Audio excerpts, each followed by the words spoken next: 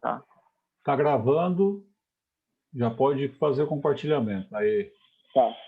Então, é assim, o que eu procurei planejar é não só falar o conceito, mas igual trazer a ideia por trás para cada um pensar o seu, trazer referência e tal. Então, esse cara aqui é um cara que vocês podem dar uma olhada, e ele mesmo costuma falar que você está negociando moeda, você está negociando pedaços da economia de um país, tá? E aí eu vou trazer outros dois conceitos, prometo que é bem rapidinho essa parte mais teórica, que é a hipótese de mercados eficientes, para quem tiver interesse em pesquisar, e teoria da racionalidade limitada, tá? Por que eu estou falando isso? Porque tem gente que diz que o mercado é eficiente, o mercado não é eficiente, e eu, particularmente, não acredito que o mercado seja eficiente, mas ele gosta de achar que ele é eficiente, tá? E a teoria da racionalidade limitada, ela comenta sobre isso mesmo, sobre a ideia de que o agente ele tenta ser o mais racional possível, só que ele tem uma simetria informacional, ou seja, ele não tem as mesmas informações que os outros participantes têm. Então, ele acredita que ele está sendo o mais racional possível, mas ele está sendo o mais racional possível dentro das informações que ele tem, tá? E por que eu estou falando isso e falando de câmbio? Até trazendo outra referência aqui, que é esse livro aqui, tá? Trading with Intermarket Analysis, do John Murphy. Porque é o seguinte, quando a gente vai pensar em câmbio, é muito interessante a gente pensar em quais economias que são próximas da nossa, tá? E aí tem essa janelinha que eu gosto de separar aqui do DXY, né, que eu deixo o DXY e eu deixo alguns países, que é o SDMXN, que é a moeda mexicana, tá? O SD-AUD, que é o dólar australiano, o SDTRY, que é a lira turca, e eu deixo o 6L. O 6L eu vou voltar aqui para a gente poder entender. Tá? Igual eu comentei com vocês ontem, eu tenho procurado fazer a minha leitura macro do dia cada vez mais pela parte gráfica do macro. Porque muitas das vezes a gente vê no Invest, né? Ah, está subindo 11, está subindo 0,11, está subindo 0,15, está subindo 0,20. Mas eu tenho achado bastante interessante a gente observar que esses índices estão vindo.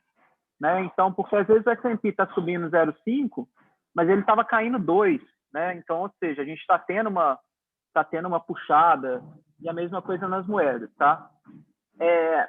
E aí, se a gente for observar, aqui é a nossa moeda, tá? O verde é o dólar, o dólar contra o real brasileiro. Se vocês forem observar, a gente tem uma linha reta aqui, porque esse aqui é o tempo que o nosso mercado está fechado. E o mercado de Forex, né, o mercado de moeda, ele é 24 horas por dia durante a semana. Tá? Ele fecha a sexta-feira às 18 horas e ele abre domingo às 21 horas. Então, outras moedas, elas continuam se movimentando enquanto o nosso dólar futuro aqui está parado. E esse movimento é interessante a gente observar.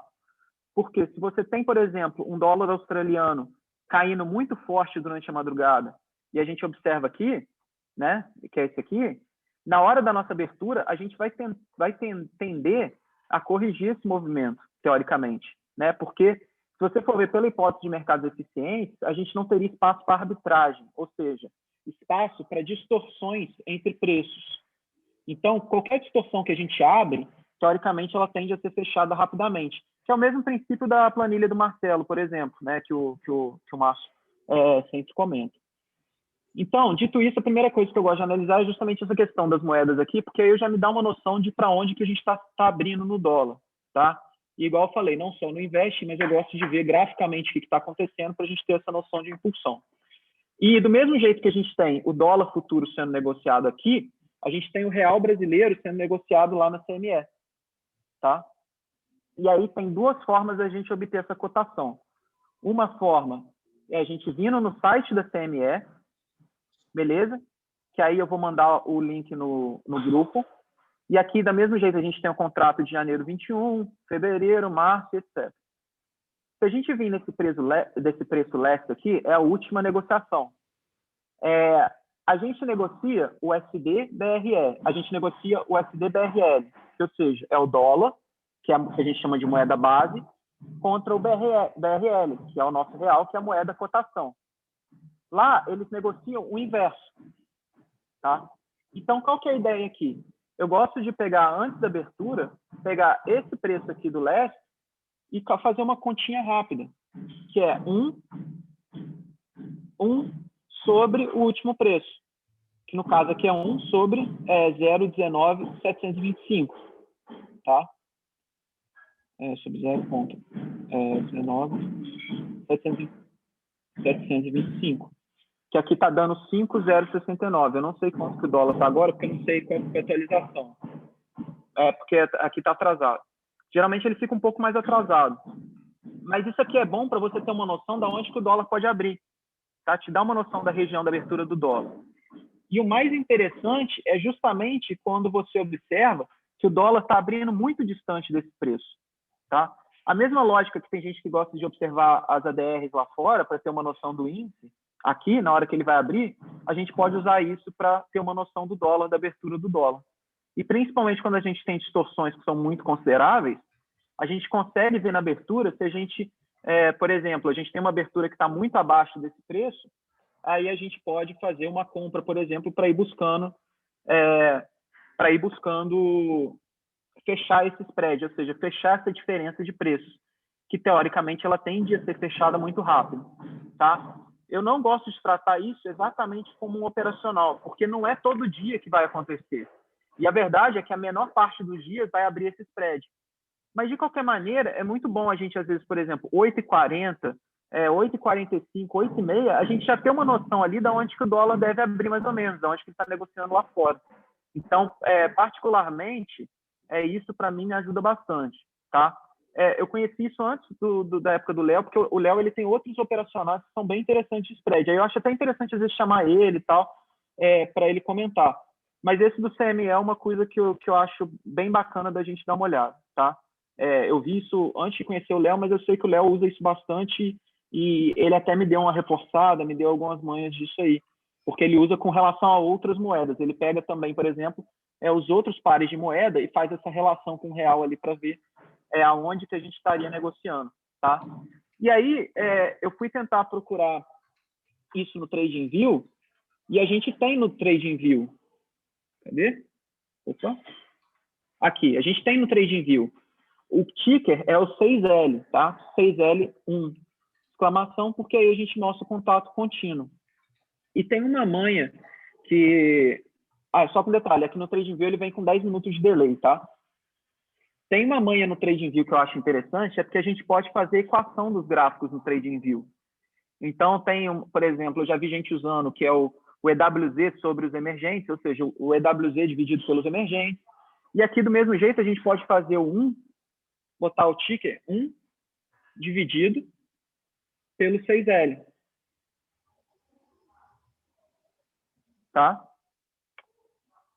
Que aí aqui a gente já vai ter a nossa cotação. Tá vendo? Então, eu observo aqui está 5,08. Igual eu falei, 10 minutos de delay. Aqui no nosso está 5,057. Tá? Mas é o tempo se a gente for observar quando a gente estava mais para cima.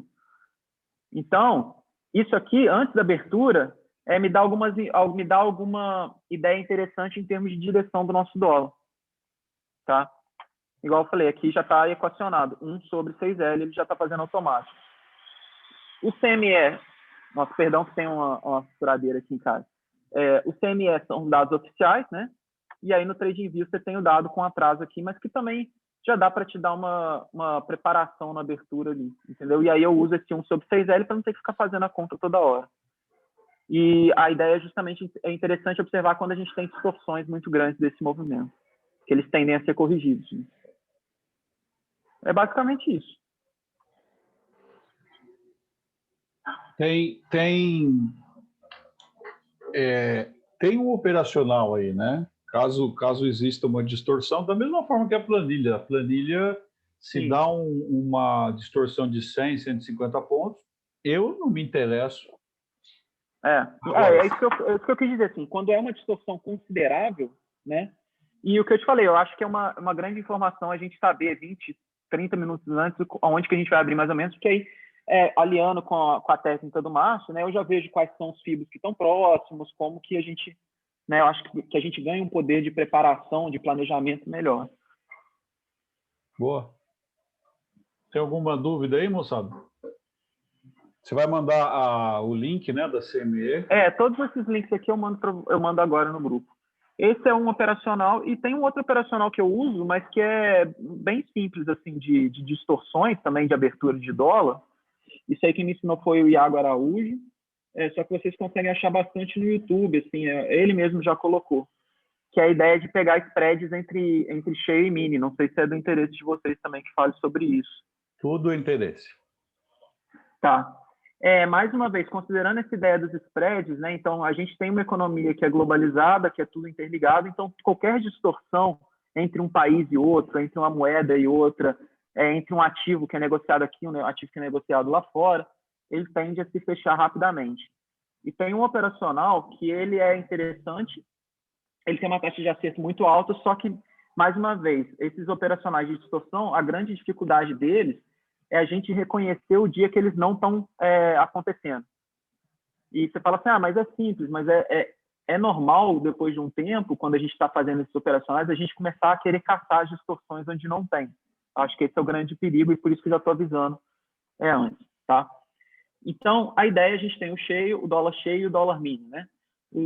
Teoricamente, se diz que o dólar cheio é onde a gente tem as grandes movimentações do dólar, apesar de ter alguns momentos que o mini ele tem mais liquidez que o cheio. E as grandes distorções, elas acontecem muitas das vezes por conta dos efeitos de leilão entre o cheio e o mini. E não sei se vocês já observaram, mas tem dias que o cheio abre e o mini vai abrir 2 minutos depois, por exemplo, 2, 3 minutos depois. Tem dia que o mini abre e o cheio vai abrir 2 ou 3 minutos depois. E tem um operacional aí, tá? Qual que é o operacional que esse eu gosto de usar para abertura? Quando a gente tem o dólar cheio abrindo antes do dólar mini, tá? Nesse momento do dia eu fico só com o Superdom do cheio e do mini na minha tela.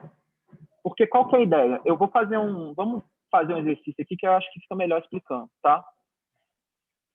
Vocês estão conseguindo ver os desenhos na tela?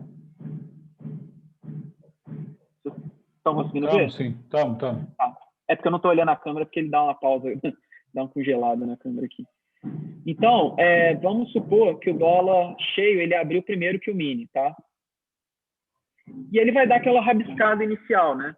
Vamos dizer que ele vai do 5,60 até o 5,70, tá? E depois ele desce e vem do 5,60 até o 5,57. Isso com o mini fechado, tá? Então, antes do mini abrir, o que a gente tem? A gente tem a máxima do dólar cheio no 5,70 e a mínima no 5,57. A gente tem aqui cerca de 13 pontos, né, mais ou menos, de espaço entre mínima do cheio e máxima do cheio sem o mini abrir, né, com o mini fechado. E quando o cheio abre antes, o mini abre depois, a gente já tem o cheio fazendo uma amplitude, por exemplo, maior que 10 pontos, a gente vai ficar atento para onde que o mini vai abrir. Por quê? A gente vai procurar esses pontos aqui de mínimo e máximo no cheio, na abertura do mini. Caso o mini abra no 57, o 57 é o quê? É a mínima que o cheio fez, concordam? Estão vendo? É porque eu não estou vendo a câmera. Sim, tá. Se puder falar, tá. Qual que é a ideia? Se o mini abre aonde é a mínima do cheio, tá? Geralmente a gente tem um balanço aqui, um balanço aí de uns 6, 7 pontos até, tá? Então, às vezes eu coloco um stop de 10 pontos e tento procurar 5 pontos abaixo da onde ele abriu, caso ele abra na mínima. E eu entro ali 6 ou 7 pontos abaixo dessa mínima, comprando com a ideia dele fechar essa distorção de máximo, tá? Porque aí o mini, ele vai ter feito a máxima e a mínima que o cheio já andou. Mas qual que é a lógica? Qual que é a lógica dele ir lá no mínimo e no máximo do que o cheio já andou? Ele Porque tem alguma lógica? A ideia a lógica que esse operacional usa é a ideia de que você tem uma distorção que o mini ele abriu na região da mínima do cheio. Ele ainda não andou a mesma região de preço do cheio. Mas por que andaria? É porque, se você for parar a pensar, se você tem o cheio ele já mostrou que ele tem negociação naquela região. E o mini não. Entendeu? Lucas. Oi. Lucas, aqui é o Márcio falando, tudo bem? Tudo bem, pessoal? Opa, Márcio, tudo bem. E se nesse momento aí, da abertura do mini, o cheio já tiver ali no 58, por exemplo? Tá, o mini ele vai subir lá para onde estava o cheio também? Não, então, a ideia é o seguinte, aí por isso que a gente tem que tomar muito cuidado, porque ele é um operacional que ele a gente tem que ter uma margem de segurança para ele acontecer, tá? Então, a gente sempre vai procurar, a gente só vai trabalhar olha, deixa eu classificar aí o que faz esse operacional. Primeira coisa que a gente tem que ter é o cheio abrindo antes do mini, tá? Segunda coisa que a gente tem que ter é uma distância no cheio que seja considerável. Então, uma distância entre mínima e máxima do cheio antes do mini abrir, que seja, sei lá, 10 pontos, acima de 10 pontos, por exemplo, tá? Então, esse é o segundo ponto, é a segunda coisa. E a terceira coisa é que o mini, ele tem que abrir o mais próximo possível dessa máxima ou dessa mínima. E aí a gente entra, dá um espaço ali para ele dar uma respirada contra, e você entra na outra posição procurando a máxima ou a mínima oposta. Tá? Então, o gráfico do mini, nessa situação aí, ele vai buscar repetir o gráfico do cheio, então. É como se fosse isso. Ele fica diferente, tá? O gráfico do mini e do cheio, eles têm diferença, principalmente quando a gente vai observar os tempos maiores, assim. Eu estava estudando semanal, mensal, a gente encontra bastante diferença. Mas é a ideia de que, assim, o cheio já mostrou que ele teve negociação naquela região. Então, é a ideia da gente fechar essas diferenças de preço que aconteceram pelo fato do cheio abrir antes do mini, tá? E aí, mesmo cheio estando lá, ele abriu no 57, mesmo cheio tendo subido e descido, o mini vai tender a buscar aquele ponto lá. Exatamente. Só que aí o que eu estou falando é o seguinte, é igual você falou, vamos, sei lá, fazendo um formato de exercício mesmo. Você falou do 57, né? O cheio abriu 57, aí fala uma máxima ou mínima para ele fazer. 62. Tá, 62. Tá, e a mínima? O cheio? Põe aí no 55, vai. Tá, 55. Isso aqui, ele fez essa máxima e essa mínima com o mini fechado. Uhum. Tá? Para esse operacional existir, primeiro que aqui a gente tem 55,5 e 62. Não é uma diferença tão grande, tá? Que a gente possa chamar de distorção, porque isso às vezes é muito rápido. Então ele pode chegar a abrir aqui e fazer assim, ó. Entendeu? Uhum. Porque a gente precisa considerar também a nossa velocidade de execução, né? Então, se o mini abrir aqui no meio, esquece. Se ele abrir aqui, esquece. Se ele abrir aqui, esquece. Aqui ele está abrindo no meio. Não adianta a gente ficar caçando aqui, porque a gente vai ter, de certa forma, uma aleatoriedade aqui em termos de ordem, tá?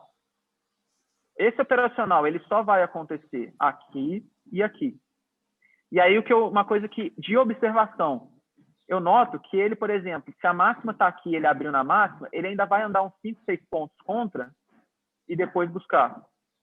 Uhum. Tá?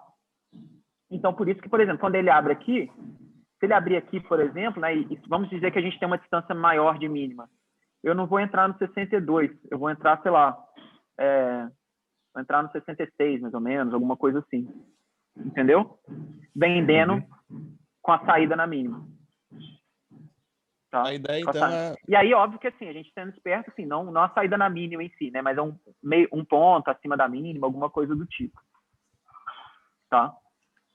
E é o que eu te falei. Se ele tá no meio do caminho, não adianta. A gente não tem como... O difícil justamente é isso. Você lembrar disso para você não chegar aqui e caso o mini abra aqui no meio, você não ficar caçando. Ah, ele pode até vir aqui. Aí, na hora que ele vem aqui, às vezes a pessoa acha que vai comprar e vai levar para cá. Tá? Só que, assim, isso não é tão seguro. O seguro da distorção mesmo é você pegar justamente quando ele abre nesse extremo aqui de mínimo e máximo que o cheio formou antes do mini abrir.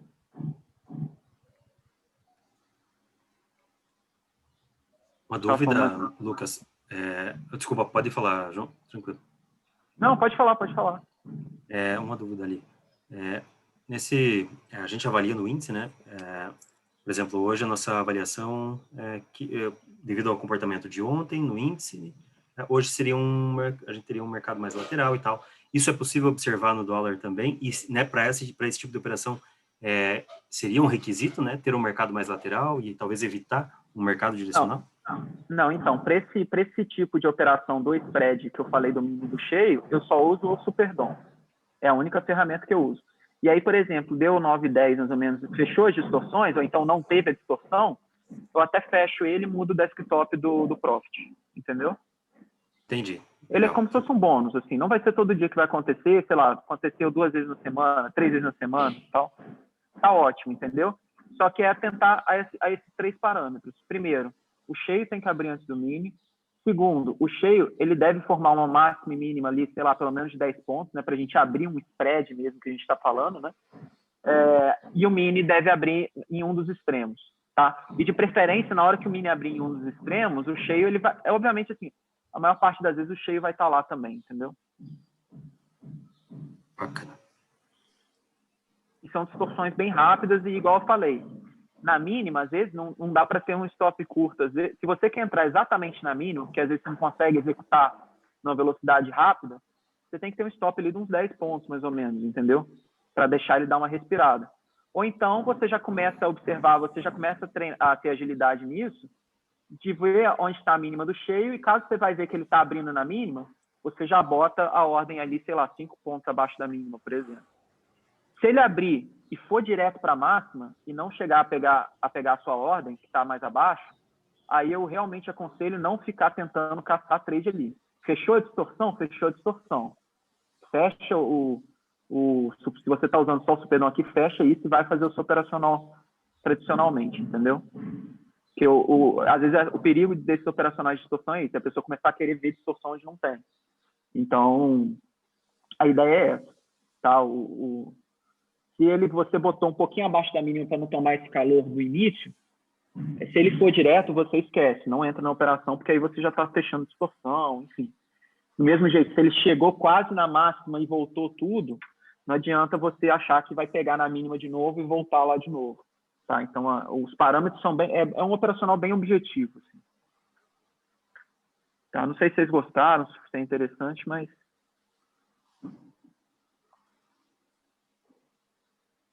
Eu não estou te ouvindo, Márcio. Desculpe, bom. Sim, entendi, Lucas. Muito desculpe. bom. Valeu. Muito bom. Tá, enfim, eu vou... Se vocês quiserem, até escrevo um PDFzinho aqui desse operacional também para poder ficar tudo mais organizado. Acho legal, e legal também quando você vir alguma distorção ali para as 8h40, 15 para 9, vamos abrir uma live. Você coloca a gente já dá um toque. Isso, você coloca aqui na conta demo. No caso do cheio e do mini, é a gente observar bem a abertura ali mesmo. Então, quando começa a formar o leilão, a gente já tá atento às distorções. Às vezes você já está com uma... E é o que eu falei, assim, agilidade. Uma coisa que eu sinto dificuldade nesse operacional, e eu acho importante a gente falar quais são os pontos que a gente tem que ter atenção pela dificuldade, eu particularmente, eu sempre gostei muito de desenvolver rotina de exercícios de trade, igual atleta mesmo. Então, eu sempre treinava, tipo assim, vou treinar bandeiras, vou treinar traçado de FIBO, vou treinar isso, aquilo. E esse operacional não tem como a gente treinar, porque o replay nosso, ele é por um ativo só. E a gente precisaria de 2 ativos. Então, é questão de você ir observando, vai na demo ali no início, entendeu? Vai pegando na demo, observar a dinâmica, para depois ir em conta real. E é questão de você observar a formação dos leilões.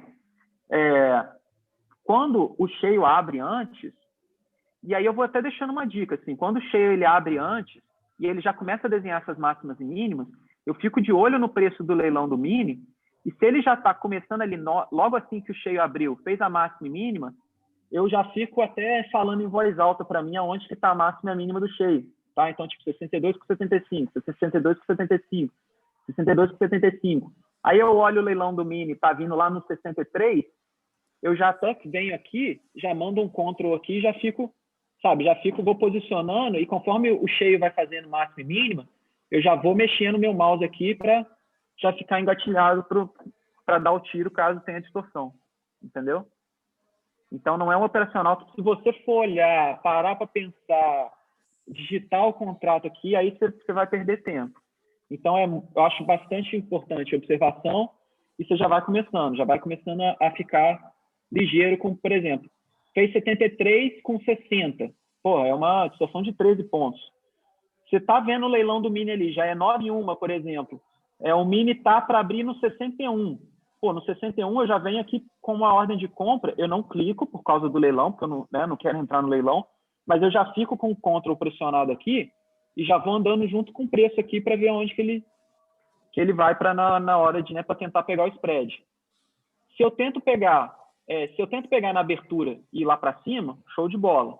Se eu não quero tomar o calor, aí eu boto 5, 6 pontos abaixo para tentar ganhar esses 5, 6 pontos a mais.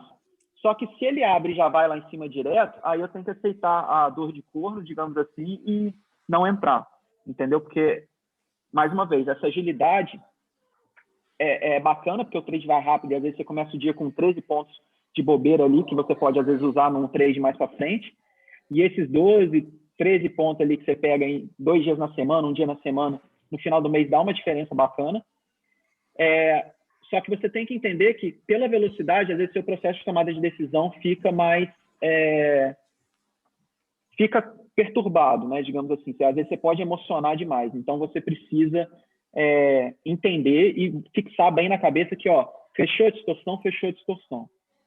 Já abriu na mínima, já foi direto na máxima, não adianta ficar querendo pegar a volta e virar a mão, etc., que não é do operacional, tá? E tomar cuidado com a ansiedade. Se você sente que esse operacional te deixa mais ansioso, eu aconselho não fazer. Mas se você lida bem com isso e está observando já tem bastante dias e tal, eu acho que é uma cartinha a mais ali, que uns 5, 6 pontinhos, 10 pontinhos uma vez na semana a mais, aí já dá uma gordura boa, principalmente para outros trades depois, né?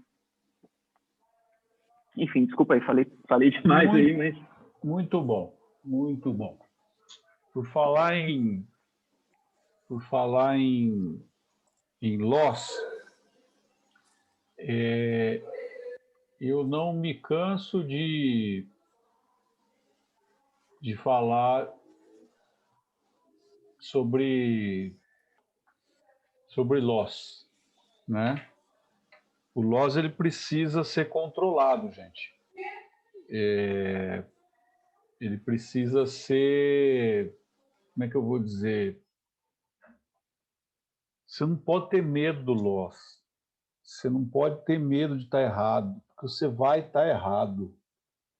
A gente tem medo da morte, né? Quem não tem medo da morte? Mas é a coisa mais certa que tem na sua vida. Na sua vida quer dizer que você vai morrer. Então, o loss dentro do mercado, ele é... A diferença da morte para o loss é que se você souber tomar loss, você fica vivo no mercado. Então, a gente precisa aprender a tomar loss. A gente precisa retomar urgente a questão da leitura gráfica técnica e começar a falar disso, porque isso vai diminuir a ansiedade, isso vai ajudar a tirar o viés, ajudar a tirar a pessoa do game. Se você clicou 3 vezes seguido, para e pede ajuda. Não tenha vergonha de pedir ajuda, não. Eu pedi ajuda para vocês. Não, pelo amor de Deus, eu não quero formar um grupo que a gente não se ajude, que não seja um grupo que possa se dar, né, que possa se ajudar, se dar as mãos, sabe? Quando eu vejo alguém tomando um loss feio, porra, a gente precisa entender. E como é que eu vou ajudar? Eu quero conversar com você que você teve loss.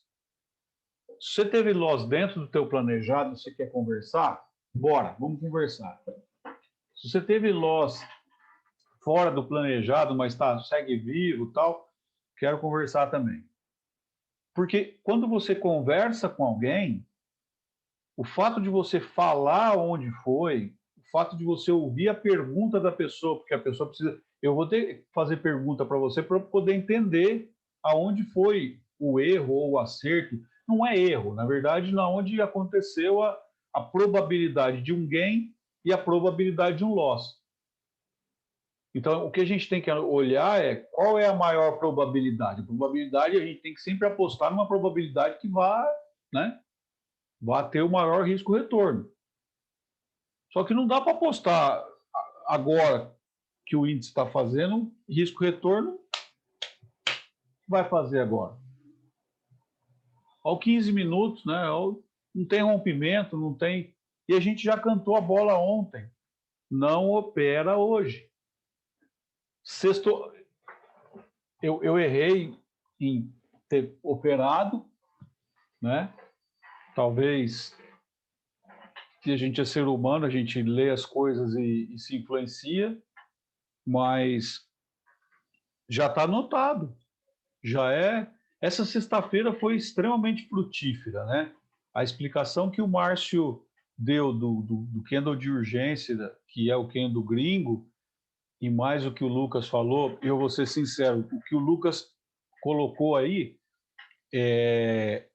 ele precisa de uma habilidade que eu não tenho. Então, não dá para eu fazer, porque eu sou mais do trade tranquilo, do trade que é o vroom, né?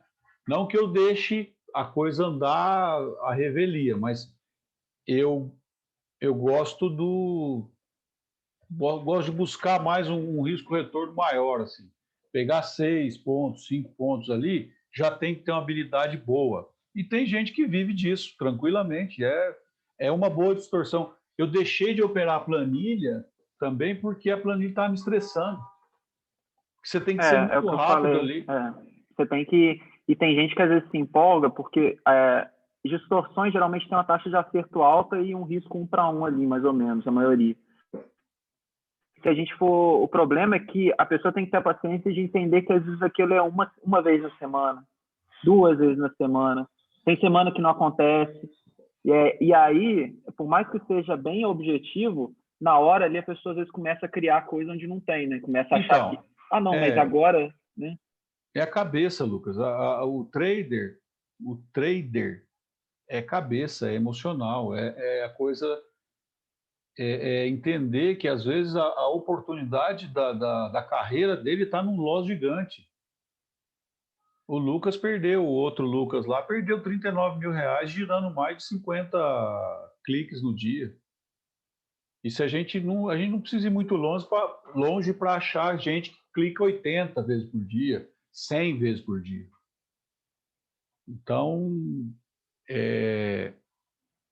conversa comigo, conversa com alguém mais experiente, conversa, se não for comigo, mas conversa com alguém sobre o loss.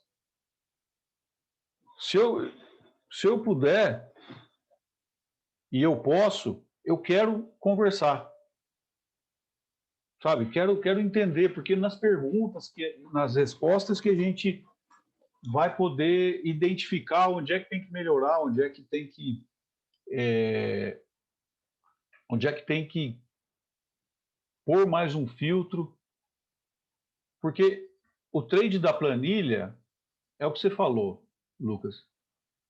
Todo trade de distorção tem alta probabilidade de acerto. O que significa um trade de distorção? Quando existe distorção. Tem distorção todos os dias? Não tem distorção todos os dias. Por isso que a taxa de acerto da distorção é maior. Porque quando tem, a probabilidade é grande de vir a seu favor. O problema é você identificar isso. O trade de Fibonacci, o trade de tendência dos ativos de TOC, né? Aqueles que têm transtorno obsessivo compulsivo, que insistem em trabalhar em tendência, aquilo fica em tendência quase que eternamente. Ele é assertivo? Demais. Demais. você não pode entrar no topo que ele vai começar a correção, senão você vai xingar ele. E a gente sabe fazer leitura técnica para entrar onde tem que entrar. Certo? E o ativo bipolar? Porra, você também sabe que ele é bipolar, você não vai proteger? Você vai entrar em metade, em consolidação, para ele ficar fazendo, para ele fibrilar na sua cara? Não. Então você tem as armas. E só complementar, e a questão é, igual eu falei, é bem objetivo. Então, você está pegando a distorção, é de mínima para máxima. Para você ter uma ideia, teve um dia que eu fiz essa operação cedo, e do ponto que eu tinha entrado na abertura, o dólar chegou a andar mais de 50 pontos no dia. Aí você fica naquela coisa, nossa, se eu tivesse segurado, não sei o que e tal. Mas não é o operacional. O operacional é você fechar a distorção de máximo e mínimo. Então, mas aí não é a distorção. Não é a distorção. Aí é a tendência realmente que você tem. Aí é outro setup, é outra leitura. Exatamente. Que você tem que identificar que ele vem para uma outra pernada, que ele é direcional. E aí é isso que... E o problema começa quando a pessoa quer misturar muita coisa ali dentro. O operacional é isso. Você quer pegar uma distorção? Então, o seu objetivo é pegar essa distorção de máxima e mínima entre mini e cheio. Né? E sem querer alongar, sem querer... Né? O que eu falo... Fecha o que eu falo saiu. O que eu falo do alvo, e o Keppel também, eu falei para ele, ele falou, pô, bateu no 61 e voltou e me tirou. Pô, se bateu no 61, por que você não saiu? Né? O mercado ele é feito de comprador e vendedor, e o mercado é feito de realização de lucro e prejuízo. Então, o preço vai andar no impulso e na correção, em zigue-zague, quando não fica encaixotado. E até para a questão de autoestima também, eu acho importante a gente sempre estar definindo essas coisas, porque senão a gente começa a ficar muito rancoroso, né? Aí, se você pega muito ponto, você acha que você tinha que ter ido com um lote maior. Se você toma stop, você acha que você devia ter feito isso. Eu devia ter feito aquilo. Então, os alvos, principalmente, eu acho que dos operacionais, eu acho que definir os alvos, eu acho que é muito importante para a gente não ficar com essa sensação, né? Porque senão se torna até infeliz na vida, né? Tipo assim, sempre insatisfeito e tal. Então, emocional é um negócio muito sério. Emocional eu estava hoje o meu tático verdadeiro, a gente estava falando do que fazer de janta, né? E essa porra vai ficar gravada. E aí eu guardo feijão naqueles potinhos, né? E eu não percebi que estava aberto. E eu fui querer olhar o feijão e acabou esparramando o feijão. E aí ela estava toda carinhosa, né? Chamando para tomar café da manhã, que não sei o que e tal. E aí já olhou para aquilo e falou, pô. E depois eu estava meio zen, né? Eu falei, não precisa, a gente está começando o dia. Se a gente quebrasse um copo, é a mesma coisa, acontece, né? Eu vou pegar, né? Não, deixa que eu... E aí, o que aconteceu? Ela ficou chateada porque perdeu a cabeça, mas o emocional, gente, é assim. A gente vai perder a cabeça. A gente tem que ter mecanismo para corrigir isso e filtrar isso. Tem menos de 1 minuto, tá? Então, vamos conversar. Se você teve loss e o teu loss foi grande, vamos falar, tudo bem? Me procura. Agradeço demais ao Lucas pelo tempo, agradeço demais ao Márcio pelo tempo. Muito obrigado. Não, eu que agradeço, cara, de verdade. Vamos fazer você sabe mais hoje que eu te mandei o quanto que eu sou agradecido por tudo aí que a gente está fazendo. Maravilha, maravilha. Vamos fazer mais dessas lives para poder compartilhar alguma coisa que vocês tenham pego aí, que vocês tenham descoberto. Esses dois iniciaram uma sequência de lives aqui de vocês agora, tá bom? Se quiser, a gente pode até fazer um dia essa abertura do dólar juntos aí em live e tal, e eu vou explicando por mim de boa. Tá?